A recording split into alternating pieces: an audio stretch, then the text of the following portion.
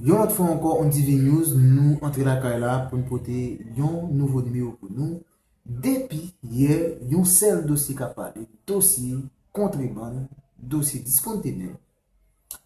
Sénateur Jovenel Senatis, qui est président commission justice et de vérité dans le Sénat République là, a bay détail sur plusieurs dossiers qui ont rapport avec corruption, qui ont rapport avec contrebande, surtout yon nouveau loi que yo voté dans le Sénat Républicain sous dossier cela et dossier ratification et dossier politique général ministre Jean-Michel Lapin côté sénateur a voulu un message clair par président de la République côté yo même yo prêt pour yo ratifier un premier ministre qui pas gagné pièce dossier sous lui qui pas gagné pour faire pièce moun plein mais d'après Jean Palia Premier ministre nommé à Jean-Michel Lapin, pas eu aucune chance pour le Premier ministre pays.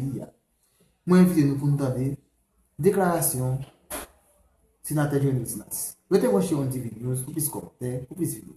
Notre invité de ce soir est le sénateur Jean-Renel Senatus, président de la commission Justice et Vérité.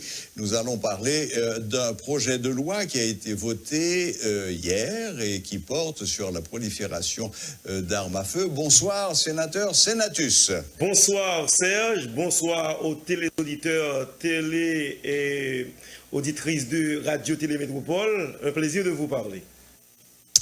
Voilà, donc, sénateur, nous avons appris qu'une séance avait eu lieu au Sénat hier, séance et au terme de laquelle une loi qui porte votre nom et qui vise à limiter la prolifération des armes à feu a été votée à l'unanimité. Donc, rapidement, en quelques mots, sénateur, pouvez-vous nous dire ce que cette loi apporte de nouveau?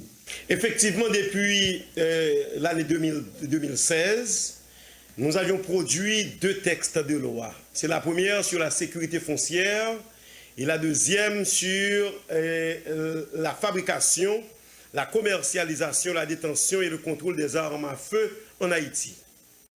La loi apporte de nouveau. Effectivement, depuis l'année 2016, nous avions produit deux textes de loi. C'est la première sur la sécurité foncière et la deuxième sur la fabrication, la commercialisation, la détention et le contrôle des armes à feu en Haïti. Avec ces deux lois, nous avions eu plusieurs colloques, si vous me le permettez de le dire ainsi, les compagnies de sécurité et autres personnes de la force publique, soit de la police ou des forces armées. Et nous nous sommes dit, comment ces armes sont-elles rentrées en Haïti?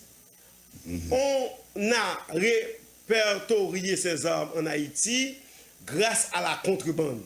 Et nous nous sommes dit, il faut porter une réponse à ce problème constaté.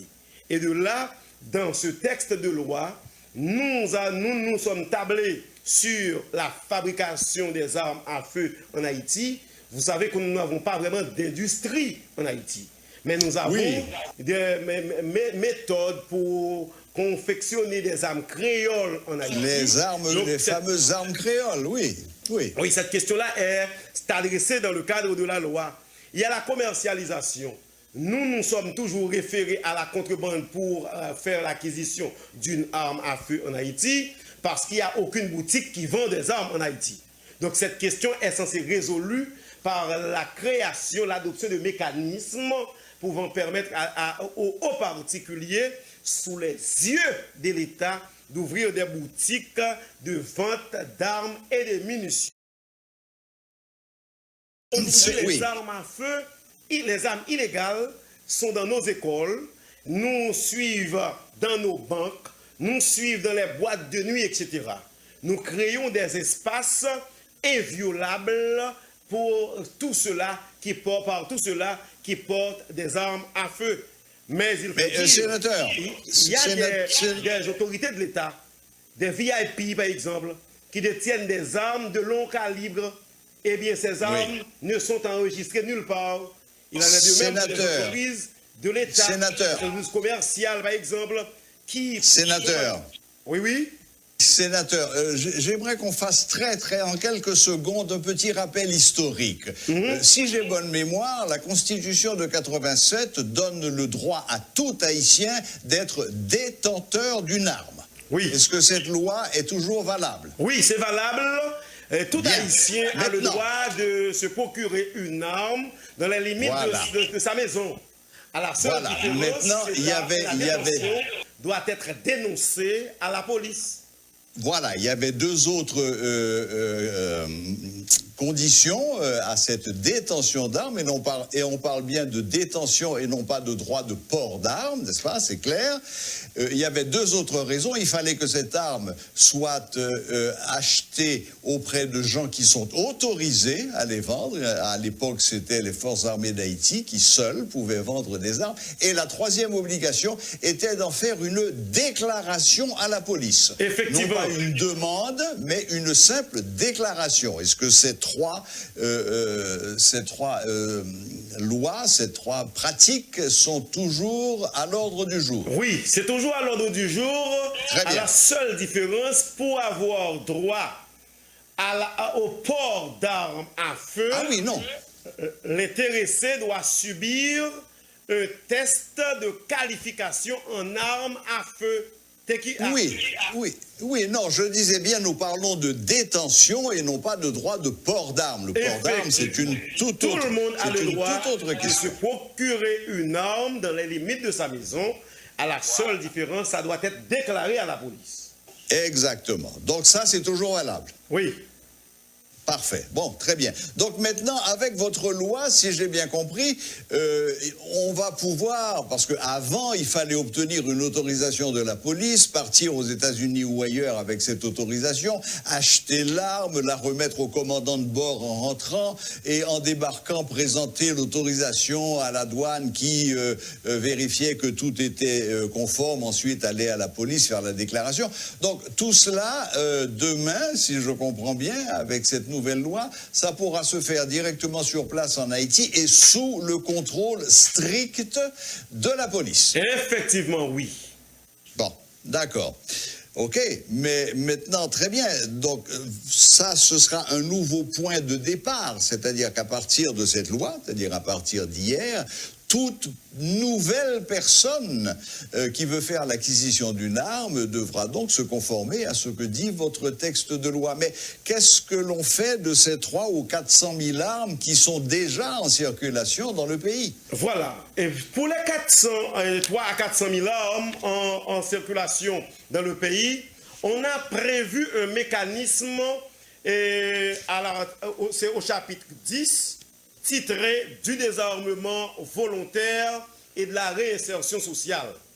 Pour les personnes qui détiennent chez elles des armes à feu non encore déclarées à la police, mais qui sont de paisibles citoyens, qui pour le besoin de sécurisation de leur famille se font procurer cette arme, eh bien, ces personnes-là auront un délai moratoire de 3 mois pour se rapporter aux autorités policières pour déclarer l'arme et engager le processus de légalisation de la détention ou du port. C'est ça. Mais pour les bandits, les personnes qui détiennent des armes à feu, avec lesquelles armes, ils ont déjà posé des actes répréhensibles au niveau de la société. Il y a une porte qui est ouverte, c'est la porte du désarmement et de la réinsertion sociale. Et la réinsertion sociale qui devrait être une politique publique engagée par l'État en ce domaine pour encourager les jeunes à se faire des professionnels, à avoir des professions au lieu d'avoir en main des armes à feu et qui contribueront, lesquelles armes contribueront à la destruction de la société tout entière. Mais sénateur Senatus, ce programme avait été tenté par le président Préval, ça n'avait pas donné de très très bons résultats, si je me rappelle bien. Mais ça, c'était un programme conçu par le président Préval en dehors de cadre légal. Et c'est réédité par le président Jovenel Moïse encore en dehors des cadres légaux. On a dit que c'est une commission de désarmement et de réinsertion qui est chargée de mener cette politique. Alors que dans le cadre de notre loi, c'est le service d'Amurie de la police nationale qui va s'en occuper. Et le programme social, c'est l'État qui devrait en quelque sorte l'engager dans le cadre d'une politique publique. Par exemple, si moi je suis président et que je veux procéder au désarmement des jeunes de nos quartiers et à grande vulnérabilité, je dirais à mon ministre de la formation professionnelle et à mon ministre des Affaires sociales, voilà ce que nous allons faire. Puisque aujourd'hui, UCLBP a besoin de plombiers, venez donc nous remettre vos armes. Nous allons vous faire devenir des professionnels en 6 mois et nous allons vous recruter rapidement après illico pour trouver un boulot au sein des UCLBP. Ça devrait être une véritable politique publique en matière de professionnalisation des jeunes et de la réinsertion sociale de nos bandits. Très bien. Et la réunion que vous avez eue avec le chef de la police, c'était dans cet objectif aussi? Non, c'est pas. C'était de manière globale, oui. Parce qu'on parlait de l'insécurité qui sévit contre certaines zones de la capitale. Par exemple, le marché de la Croix des Boussales est vidé. Plus de marchands là-bas. Plus de marchands là-bas. Les gens ont vidé les lieux. Parce qu'il y a des bandits qui sèment la terreur à la Croix des Boussales. Nous avons vu avec le directeur général de la police aussi la situation qui règne au niveau de Martisson, au niveau de Village des Dieux, au niveau de Grand Ravine, pour voir qu'est-ce qui est fait par la police, que peut faire la police pour pallier cette situation et quelles sont les perspectives fixées par la police en vue de répondre aux revendications de la population. Et là, nous avons eu des discussions vraiment fructueuses. D'autant plus, sénateur, qu'il n'y a pas seulement des quartiers de la métropole qui sont sous la coupe des gangs, il y a des régions entières du pays également. Effectivement, nous avions vu avec le directeur général non seulement la situation qui règne à Port-au-Prince, dans les métropolitaines de Port-au-Prince, mais dans certaines villes de nos provinces aussi. Par exemple, dans le département de l'Antibonite, à Bassin-Bleu, où il y avait eu un inspecteur tué dans l'assiette même de son lieu de travail. Donc tout ça a été dans le menu de discussion. D'accord. Bon, sénateur, juste une petite parenthèse rapidement. Parmi les 17 sénateurs qui étaient présents hier et qui ont voté cette loi, est-ce que on comptait les fameux 4 sénateurs, disons, qui parfois se font remarquer? Vous parlez de quel sénateur alors? Les 4 sénateurs qui parfois... Les 4 sénateurs n'étaient pas présents. Ils n'étaient pas présents, d'accord. Ok, parfait. Maintenant, on va fermer le chapitre de cette loi parce que, bon, apparemment, c'est une loi qui va dans l'intérêt du pays et d'ailleurs, ça a été voté à l'unanimité, donc pas de discussion. Allons un petit peu plus loin, rapidement, très rapidement.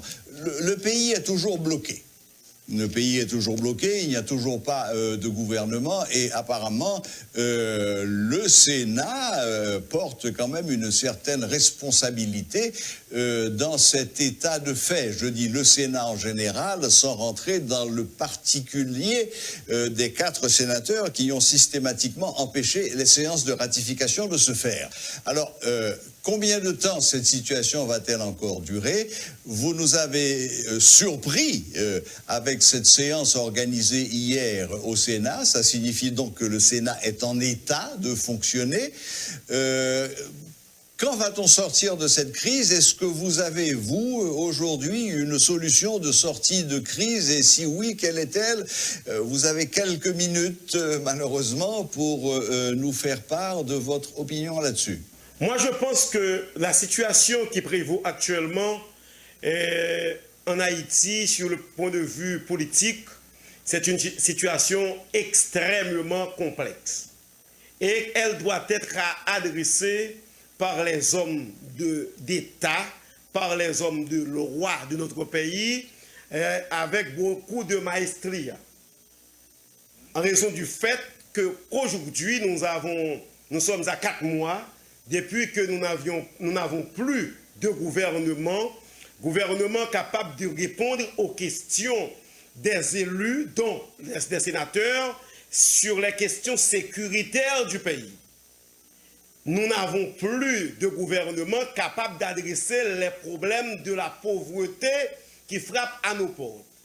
Nous n'avons plus de gouvernement capable d'aider dans le cadre du processus de développement de notre société. Il faut que cette question soit adressée. Mais ça ne devrait pas être adressé seulement par les sénateurs. Le président de la République a sa part de responsabilité là-dedans. Bien sûr. Les sénateurs ont demandé sénateur, un gouvernement sans reproche. Sans reproche légal. Et moi, je suis d'accord avec eux. Parce que le président a prêté serment sur la Constitution, nous autres aussi, nous devrions militer pour le respect de la Constitution. Mais les 4 sénateurs ne peuvent en aucune manière se prévaloir le droit aussi de bloquer le pays. Parce qu'aujourd'hui, la police ne peut pas fournir de la sécurité à la population en raison du fait qu'elle fait face à des problèmes budgétaires. Eh bien, pour sécuriser cette population, il va falloir que le Parlement vote le budget. Il va falloir que le gouvernement soit ratifié. Il va falloir que l'on remette le pays en marche. Et pour ce faire, il nous faut un élan patriotique de part et d'autre. Au niveau de la présidence, de l'exécutif, cet élan doit être manifeste, tout comme au niveau du Parlement. Le problème doit être résolu par nos hommes d'État et surtout par les élus. Oui, oui, sénateur, je crois que là, nous venons d'enfoncer toute une série de portes ouvertes. Tout le monde connaît la situation dans laquelle nous nous trouvons. Tout le monde sait ce que vous venez de rappeler. Mais la grande question qui se pose et pour laquelle tout le monde semble encore attendre une réponse, c'est pas tellement de décrire la situation telle qu'elle est, mais c'est d'apporter une solution qui nous permette de sortir de cet état. La solution est là, Serge. On ne fait qu'attendre le gouvernement. L'exécutif doit revoir son cahier. L'exécutif doit nous envoyer au niveau du Sénat un gouvernement qui répond aux normes de la Constitution. Et une fois qu'il aura fait son travail, nous saurons comment nous conduire.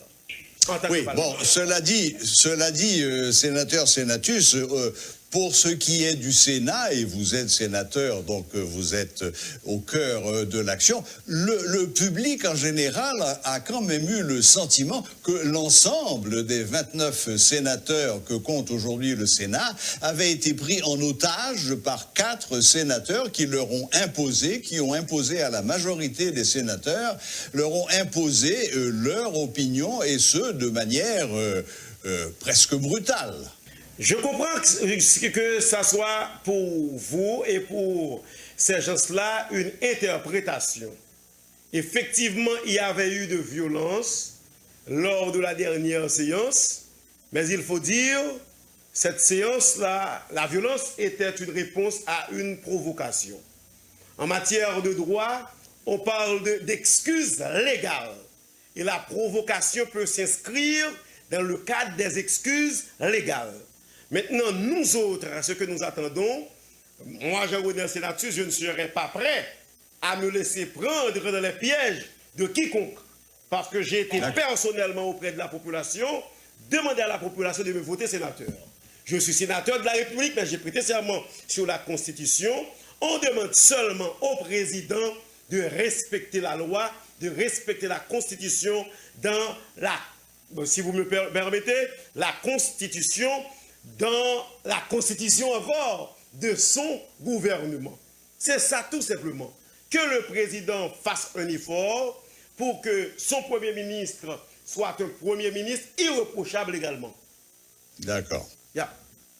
Voilà, donc c'était le sénateur Jean-Renel Sénatus, président de la commission Justice et Sécurité du Sénat, qui faisait un petit tour d'horizon sur la question des armes en Haïti, comme il l'a rappelé, entre 3 et 400 000 armes illégales qui circulent aujourd'hui dans le pays et qui, malheureusement, sèment la mort.